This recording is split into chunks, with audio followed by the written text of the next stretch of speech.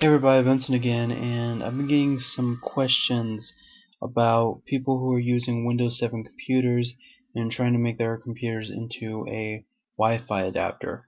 Now, I stumbled across this mainly just putting my experience with Windows Vista and Windows XP to this. And here's the conclusion I found. Well, for one, you want to go ahead and click on your wireless bar and open up your network and sharing center. Now it says I have local area connected as long with my Wi-Fi. Wi-Fi does not have to be connected for this to work. In order for this to work though, you have to go to set up a new connection or network. Then scroll down again to where you see set up wireless ad hoc computer to computer network.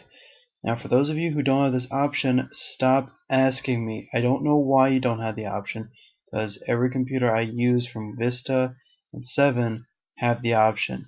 So if you don't have that option, it's either because you're using a different model or your system is different. I don't know. So if you're unasked it, go to a forum, not me. And of course the classical information, just click next. And we're going to name this Wi-Fi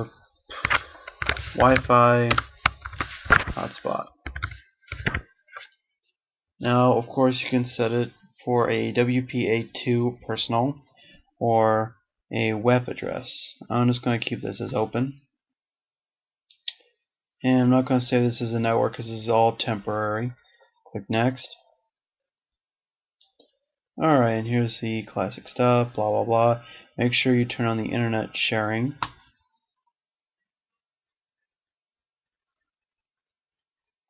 Okay. Now this is a wireless network. I'm going to go ahead and minimize this, and you'll only see this, which is where your internet access is coming in from.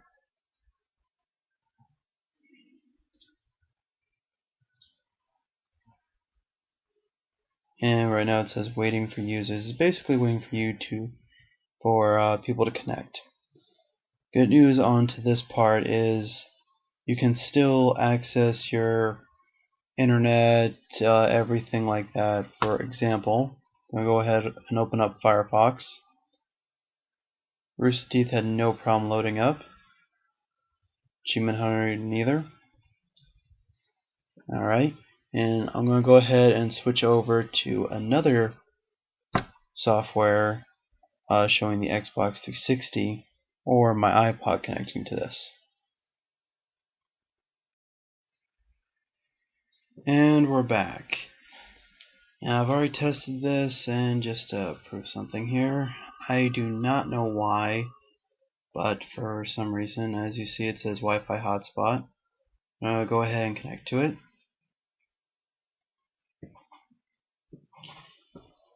Now I tested this, and for some reason it did not work.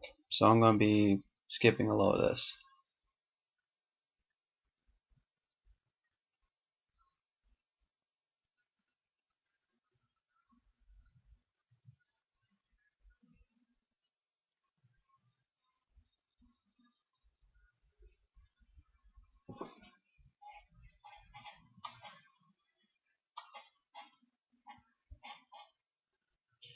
Never mind, I guess I was wrong.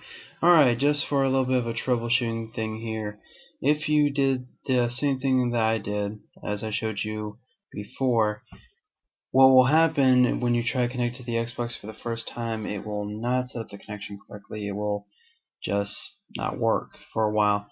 I had to restart to go from my HDMI back to a recording status, basically AV cables. So now it works. I can connect to Xbox Live. So this will work for Xbox Live. And in a minute I'll switch over to my iPod and show you that one. And we're back. I'm connected to a network, but I'm not connected to the free Wi-Fi hotspot yet. Connected to my main network.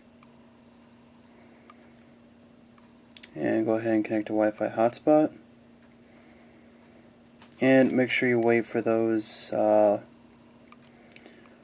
Wi-Fi waves to appear, because if you don't, then it's not really going to connect. And there we go, and just to check, let's see the weather for Kodak. Updated weather at 2:11 a.m. and that is right because I'm really dead tired right now. And we're going to go switch back over and show you another thing on here. And we're back again. Now let's just go over something on the pros and cons of this. Basically, this will save you anywhere from $50 to $300 for getting a router. The cons on this is that your computer has to stay on in order for this to work. Another thing is that when you restart your computer, it completely undoes whatever we already did. Another bad thing is it takes forever for your computer to shut down as well once when you're in this mode. Also, it's just a Wi-Fi. There are no extra Ethernet ports. So, would you want to rather buy a router? I see what I've showed you as more of a temporary thing. And just for those who went ahead and bought a router and now they see that this is no more useful or you just don't like this, I'm going to show you how to take this off. Now, the first way is to restart it, but it takes forever for your computer to shut off then. Another way to do it is just go back to your network and sharing, disconnect all devices before you go ahead and go to your network and sharing again. After you've disconnected all devices, all you have to do is go over to your Wi-Fi settings, click on whatever you've named it, and click disconnect. This will disconnect you from what you set up, and it will reconnect you back to where you had the things before. It'll take a few minutes for your wired connection to get its connection reestablished, and it'll automatically reconnect to whatever Wi-Fi you had at the time. But if you just set up a new Wi-Fi network and you just cancel this, then you guys go ahead and enter in the passcode and everything else like that. Again, this is more of a time saver. The reason why I discovered this was actually because my router broke and I had to go ahead and convert one of my main computers, the one that's always on all the time, into a wireless router for a few days because we didn't have enough money to get a